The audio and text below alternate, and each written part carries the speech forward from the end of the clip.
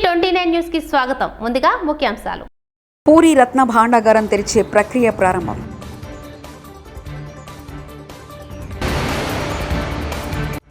Donald Trump పై కాల్పుల దాడి, ప్రధాని నరేంద్ర మోదీ స్పందన.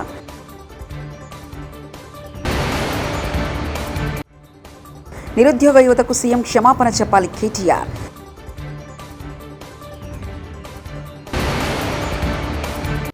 ప్రజాభవన్లో బోనాల ఉత్సవాలు, హాజరైన సీఎం రేవంత్, మంత్రులు. తాడేపల్లిలోని గంగాణమ్మ తల్లికి మంత్రి నారా లోకేష్ దంపతుల ప్రత్యేక పూజలు. ఒడిశాలోని పూరి జగన్నాథుడి రత్న భాండాగారం తెరిచే ప్రక్రియ ప్రారంభమైంది. ఆదివారం మధ్యాహ్నం ఇందుకు సంబంధించి కార్యాచరణ మొదలుపెట్టారు. 1978లో చివరిసారిగా దీన్ని తెరిచారు. 46 ఏళ్ల తర్వాత నేటి మళ్లీ ఈ రత్న భాండాగారం తెరుచుకుంటుంది. శ్రీక్షేత్రంలో జగన్నాథునికి నిత్యం 119 మూలికా సేవలు జరుగుతాయి. వీటికి అంతరాయం కలగకుండా భాండాగారం తెరిచేందుకు అధికారులు ఏర్పాటు చేశారు. పెన్సిల్వేనియాలో ఎన్నికల ప్రచార కార్యక్రమం సందర్భంగా అమెరికా మాజీ అధ్యక్షుడు డొనాల్డ్ ట్రంప్ ఓ దుండగుడు కాల్పులు జరిపిన ఘటన ప్రపంచవ్యాప్తంగా చర్చనీయాంశంగా మారింది. ఈ ఘటన తర్వాత ట్రంప్ విజయావకాశాలు భారీగా పెరిగినట్లు తెలుస్తుంది. ఫోల్స్టెడ్ తాజా నివేదికలో వెల్లడించింది. ఈ దాడి అనంతరం ట్రంప్కు ప్రజల్లో మద్దతు ఒక్కసారిగా 8% పెరిగినట్లు పేర్కొంది. అపర కుబేరుడు ముఖేష్ అంబానీ చిన్న కుమారుడు అనంత్ అంబానీ, రాధికా మర్చెట్ల వివాహం అంగరంగ వైభవంగా జరుగుతుంది. తన పెళ్లికి హాజరైన స్టార్ హీరోలకు అడెమార్స్ పింగ్యూట్, రాయల్ ఓక్, పెర్పిట్యుయల్ క్యాలెండర్ వాచ్లను అనంత్ అంబానీ బహుమతులుగా ఇచ్చారు. మార్కెట్లో ఒక్క వాచ్ ధర 2 కోట్ల పైమాటని తెలుస్తుంది. అమెరికా మాజీ అధ్యక్షుడు డొనాల్డ్ ట్రంప్పై కాల్పుల అంశంపై భారత్ ప్రధాని Narendra Modi social media X వేదికగా స్పందించారు. నా స్నేహితుడు మాజీ అధ్యక్షుడు డొనాల్డ్ ట్రంప్పై జరిగిన దాడి పట్ల చాలా ఆందోళన చెందుతున్నారు. ఈ ఘటనను తీవ్రంగా ఖండిస్తున్నారు. రాజకీయాల్లో ప్రజాస్వామ్యంలో హింసకు తావులేదు. ఈ క్రమంలో ఆయన త్వరగా కోలుకోవాలని ఆకాంక్షించారు. इतना बड़ा देश, इतना सामर्थ्य और संभावनाएं, और बहुत ही कम समय में हम भारत को 3rd लार्जेस्ट इकोनॉमी होते देखने वाले हैं. రాజకీయ నిరుద్యోగం తీర్చుకోవడానికి నాడు తెలంగాణలో యువతను రేవంత్ రెడ్డి రెచ్చగొట్టారని భారత కార్యనిర్వాహక అధ్యక్షుడు కేటీఆర్ ఆరోపించారు. నిరుద్యోగ యువకులు, విద్యార్థులపై సీఎం చేసిన వ్యాఖ్యలపై మండిపడ్డారు. నిరుద్యోగుల కోసం పోరాటం చేస్తున్న వారి గురించి చేసిన వ్యాఖ్యలను సీఎం ఉపసంహరించుకోవాలని డిమాండ్ చేశారు. నిరుద్యోగ యువతకు సీఎం క్షమాపణ చెప్పాలని కేటీఆర్ కోరారు. గ్రూప్ 2, గ్రూప్ 3 ఉద్యోగాల సంఖ్య పెంచాలని కోరారు. ఏడాదికి 2 లక్షల ఉద్యోగాలు ఇస్తామన్న రేవంత్ రెడ్డి అధికారంలోకి వచ్చి 7 నెలలు గడుస్తున్న తరుణంలో ఎన్ని ఉద్యోగాలు ఇచ్చారో శ్వేతపత్రం విడుదల చేయాలన్నారు. నిరుద్యోగులకు న్యాయం జరిగేదాకా వారికి అండగా ఉంటామని స్పష్టం చేశారు. మనసు ఖరాబు చేసి తమ రాజకీయ నిరుద్యోగాన్ని తీర్చుకోవడానికి ఆనాడు రాహుల్ గాంధీ గారు, అదేవిధంగా రేవంత్ రెడ్డి గారు, ఈ ఇద్దరు రాజకీయ నిరుద్యోగులు కూడా తెలంగాణలోని యువతని, తెలంగాణలోని నిరుద్యోగుల్ని రెచ్చగొట్టి ఆనాడు ఎన్నో రకాల ఆశల వాతావరణాన్ని కల్పించే ప్రయత్నం చేసినారు. పుంకాను పుంకాలుగా, పేజీలకు పేజీల నిండా మేము రాగానే 2 లక్షల ఉద్యోగాలు మొదటి సంవత్సరంలోనే మేము నింపుతాము, ప్రభుత్వ ఉద్యోగాలు 2 లక్షల కొలువులు ఇస్తామని చెప్పి పత్రికల్లో full page ads, job calendar అని చెప్పి తేదీలతో సహా ఏ పోస్టుకు ఏ రోజు మేము నోటిఫికేషన్ ఇస్తామని చెప్పి మొత్తం జాబ్ క్యాలెండర్నే నమ్మదగే విధంగా నమ్మబలుకుతూ పుంకాను పుంకాలుగా ఫుల్ పేజ్ యాడ్స్ ఇచ్చినారు. ఈరోజు మొదటి సంవత్సరంలో 2 లక్షల ఉద్యోగాలు ఇస్తామని చెప్పిన కాంగ్రెస్ పార్టీ తమ ఉద్యోగాలు అయితే తెచ్చుకున్నారు. ఇద్దరు రాజకీయ నిరుద్యోగులు, ఒక ఆయననేమో ముఖ్యమంత్రి అయిండు, మరొక ఆయననేమో జాతీయ స్థాయిలో ప్రధాన ప్రతిపక్ష నాయకుడు అయిండు. కానీ తెలంగాణలో ఇస్తానన్న 2 లక్షల ఉద్యోగాలు మాత్రం ఇంతవరకు అతి లేదు, గతి లేదు. ముఖ్యంగా ఒక్క నోటిఫికేషన్ కూడా ఈరోజు వరకు 7 నెలల్లో ప్రభుత్వం ఇవ్వలేదు. ఒక ఉద్యోగం ఇవ్వాలంటే మొదలు నోటిఫికేషన్ ఇవ్వాలి, ఆ తర్వాత పరీక్ష పెట్టాలి, ఆ తర్వాత అవసరమైతే ఇంటర్వ్యూ, ఆ తర్వాత ఎంపిక. కానీ ఈరోజు వరకు ఈ కొత్త ప్రభుత్వం వచ్చిన తర్వాత, కాంగ్రెస్ ప్రభుత్వం వచ్చిన తర్వాత ఒక్కటంటే ఒక్క నోటిఫికేషన్ కానీ, ఒక్కటంటే ఒక జాబ్ కానీ ఇయ్యని మాట వాస్తవం. ఒక్క ఉద్యోగం కూడా ఈరోజు వరకు ఈ ప్రభుత్వం ఇవ్వలేదు. ఇవాళ అశోక్ నగర్లో, దిల్సుఖ్ నగర్లో, అదేవిధంగా ఉస్మానియా యూనివర్సిటీలో పిల్లలు అడుగుతున్నది ఏంది? మీరు చెప్పిన మాటనే కదా. ఆషాఢమాస సందర్భంగా ప్రజాభవన్లో నల్లపోచమ్మ దేవాలయంలో బోనాల ఉత్సవాలు నిర్వహించారు. ఈ కార్యక్రమంలో CM Revanth Reddy, deputy CM బట్టి విక్రమార్క, మంత్రులు పొన్నం ప్రభాకర్, శ్రీధరబాబు, పొంగులేటి శ్రీనివాసరెడ్డి, కొండా సురేఖ తదితరులు పాల్గొన్నారు. అమ్మవారికి బోనాలు సమర్పించారు.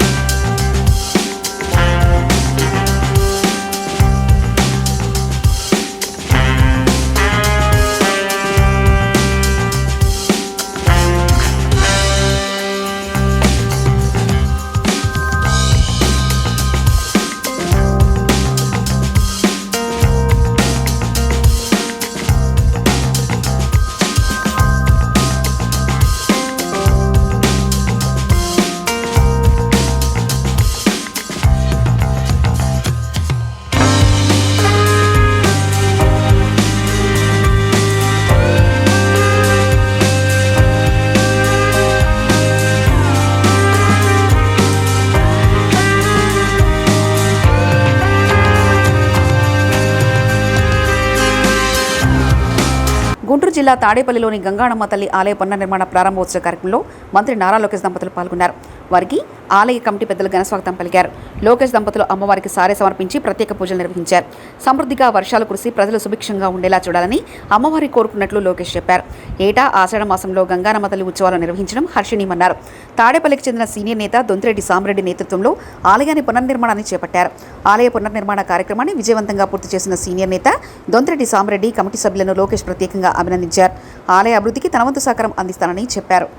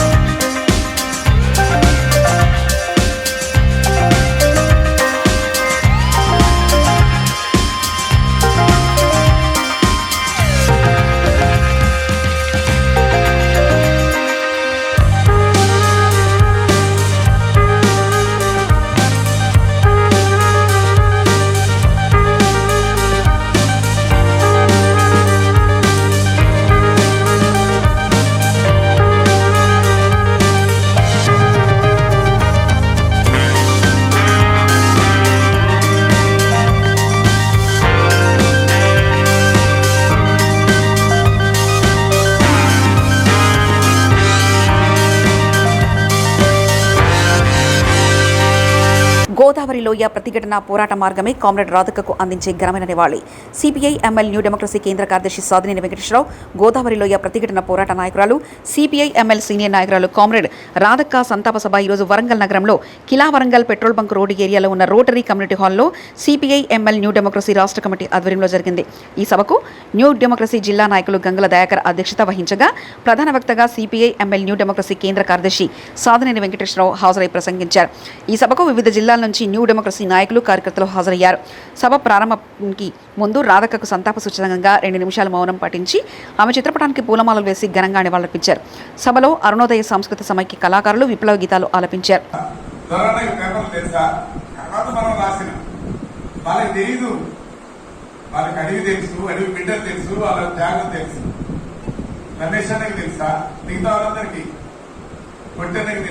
ఎంతమంది వాళ్ళందరికీ ఏం తెలియదు, వాళ్ళందరికీ ఒకటే తెలుసు, దున్నేవాడికి భూమి కావాలి, పేద ప్రజల భౌతిక మారాలి అనే ఒక్క మాట తెలుసు. విప్లవం అనే లక్ష్యం కోసం మేము పనిచేస్తున్నామనే, గమ్యం కోసం పనిచేస్తున్నామనే ఒక దారి తెలుసు, ఒక సిద్ధాంత లక్ష్యం కలిగి ఉన్న వాళ్ళు మాత్రమే తప్ప మరొకటి కాదు. మరి అట్లాంటి జాగ్రత్తలు అనేక మంది కాంగ్రెస్ యొక్క రక్త తరపులతో ఇవాళ గోదావరి పరివాహక ప్రాంత ఉద్యమం ఉంది, ప్రతిఘటన ఉద్యమం ఉంది. దాని మీద సిలబస్ పదవులుగా చర్చలు ఉన్నాయి. రాధక్క శిష్యులుగా చెప్పుకున్నప్పుడే వాళ్ళు కూడా కొంతమంది ఇవాళ ప్రతిఘటన పోరాటం అంటే బిజినెస్ మాట్లాడుతున్న వాళ్ళు ఉన్నారు. మరి కొంతమంది రెడ్డి కట్టిన పోరాటం అక్కర్లేదు, మాది ప్రజా పోరాటమే అనే పేరుతో ఇంకో పేరుతో రివిజనిస్టులు ఏం చేశారు? ఆ రివిజనిస్ట్ ని విప్లవం ముసుగులో ఉన్న వాళ్ళు ఎట్లా బలపరుస్తున్నారు? నిన్న కాక మొన్న మాస్ లైన్ అనే పేరుతోటి, మాస్ అంటే ప్రజే, ఏంటా మాస్ లైన్? పాలక వర్గాలతోటి శరీక అవడం మాస్ లైనా? అదే మాస్ లైన్. నిన్న ఎన్నికల్లో బహిర్గతమైన విషయాన్ని మీరు చూశారు. మాస్ లైన్ ఎన్నికల్లో ఏం చేసింది అనే విషయాన్ని వాళ్ళ వేదిక నుంచి వచ్చి మీ సిద్ధాంతాన్ని వదిలేసి మమ్మల్ని గెలిపించినందుకు మీకు కృతజ్ఞతలు చెప్పిపోయారు రూలింగ్ పార్టీ మంత్రులు. మరి ఇట్లాంటి సిద్ధాంతం గతంలో కూడా అది ఓంకారం బలపరిచినప్పుడు కానీ ఫస్ట్ చేపలైన ఎందుకు తీసేసింది పార్టీ? 75 ఒకే ఒక ఎమ్మెల్యే మనకుంది. ఆయన గెలుపు కోసం ఇల్లందులో అయితే నలుగురమే నిలబడ్డాం. మొత్తం గ్రామాలే గెలిపించినాయి ఆయన్ని. 350 తోటి గెలిచింది ఆయన. అట్లాంటి మనిషిని ఏకైక ఎమ్మెల్యే గెలిస్తే ఏకైక ఎమ్మెల్యేని కూడా ఎందుకు తీసేసి తెలుసా? బాబుల్ రెడ్డికి ఓటేసాడు. బాబుల్ రెడ్డికి ఓటేసింది ఆయన అని చెప్పేసి ఎమ్మెల్సీకి ఆయన తీసేశారు. నియమంలో కొంతమంది ఉన్నారు, తీసేసి కూడా మళ్ళా మాట్లాడలేక ఆయన తరఫున చెప్పలేక ఆయన ఏం తెలియదు, ఆదివాసీ బిడ్డ కొంచెం మందులు ఆడుతున్నారు అనే విషయం ఆయన మీద ఆరోపణలు ఒకటే. ఆయన ఓటేసింది కాబట్టి ఆయన బహిష్కరించింది, ఆయన తీసేసింది. ఎమ్మెల్యే పదవి ఉండదు, ఆయన వీళ్ళని తీసేసిన పార్టీ నుంచి. మరి ఆ నిబద్ధత ఉందా? ఆ క్రమశిక్షణ అవన్నీ చెప్పిన వాళ్ళు ఎక్కడున్నారు? మరి ఇట్లాంటి అనేకం చూసుకుంటూ చాలా విషయాలు మన బాధగా ఉన్న విషయాలు అనేకం మన ముందుకు వస్తున్నాయి. అయినా ఇవాటికి జనస్వామ్య భూస్వామ్య వర్గాలే పరిపాలిస్తున్నాయి. ఇవాటికి దున్నే వారికి భూమి లేదు. ఇవాటికి 67% మంది గ్రామీణ ప్రాంతంలో బతుకుతున్నారు. 45 కోట్ల మందికి ఎకరా భూమి కూడా లేని వాళ్ళు ఉన్నారు ఈ దేశంలో అనే విషయాన్ని గమనిస్తే ఆ భూమి ప్రాముఖ్యత వాటికి అర్థమవుతాం. ఉన్న భూమి కొద్దిమంది కామాంధుల చేతుల్లో, కొద్దిమంది భూస్వాముల చేతుల్లో కబంధ హస్తాల్లో ఇరుక్కొని ఉన్న విషయాన్ని మనం పరిశీలిస్తే దాన్ని విముక్తి చేయాల్సిన బాధ్యత ఇప్పటికీ మన మీద ఉంది. నిన్న అక్క 69లో ఎందుకైతే ఆయుధం పట్టిందో, ఎందుకైతే ఆత్మాహుతయిందో, ఎందుకైతే దానికోసం తన చదువుని, పిల్లల్ని, భర్తని అందరినీ వదిలేసి ఉద్యమంలోకి వచ్చి పనిచేసిందో ఆ బాధ్యత ఇంకా మిగిలే ఉంది. ఆ సమస్య ఇంకా మిగిలే ఉంది. ఈ సమాజం మారలేదు, ఈ సమాజం బతుకు మారలేదు. మార్చాల్సిన బాధ్యత ఇంకా మన మీద ఉంది, మన ప్రజాస్కంధాల మీద ఉంది. ఆమెను స్మరించుకుంటాం అంటే ఆమె వదిలిన సిద్ధాంతాన్ని, ఆమె వదిలిన లక్ష్యాన్ని, ఆమె ఎంచుకున్న మార్గాన్ని మేము ముందుకు తీసుకుపోతామని మనం శపథం చేయాల్సిన అవసరం ఉంది, పనిచేయాల్సిన అవసరం ఉంది. మొక్కుబడి కోసం పనిచేసే వాళ్ళను పనికిరా మొక్కుబడి. గంజాయి మత్తులో యువకుడిపై దాడి చేసిన ఘటన రాచకొండ కమిషనర్ పరిధి జవహర్ నగర్ పోలీస్ స్టేషన్ పరిధిలో చోటు చేసుకుంది. అంబేద్కర్ నగర్ సాయన్న కాలనీలో రోడ్డుపై నడిచి వెళ్తున్న యువకుని గంజాయి మత్తులో ఉన్న ఆకత యువకులు ఓ బలమైన రాడుతో తలపై బాదారు.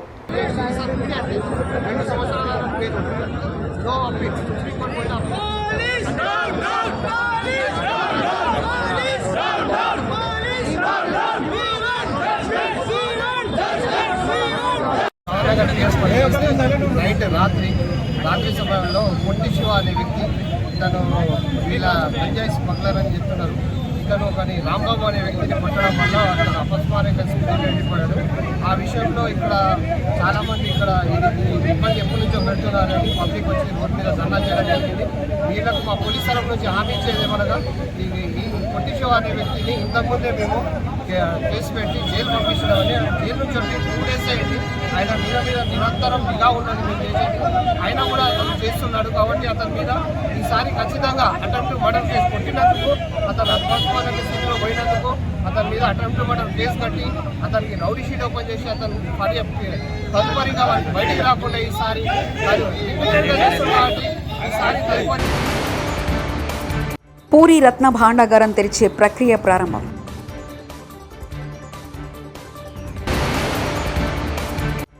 డొనాల్డ్ ట్రంప్పై కాల్పుల దాడి, ప్రధాని నరేంద్ర మోదీ స్పందన.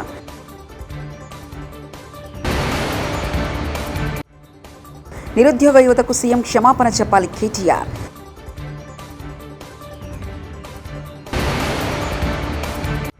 ప్రజాభవన్లో బోనాల ఉత్సవాలు, హాజరైన సీఎం రేవంత్, మంత్రులు. తాడేపల్లిలోని గంగాణమ్మ తల్లికి మంత్రి నారా లోకేష్ దంపతుల ప్రత్యేక పూజలు. T29 న్యూస్ ఇంతటితో సమాప్తం. చూస్తూనే ఉండండి T29 న్యూస్.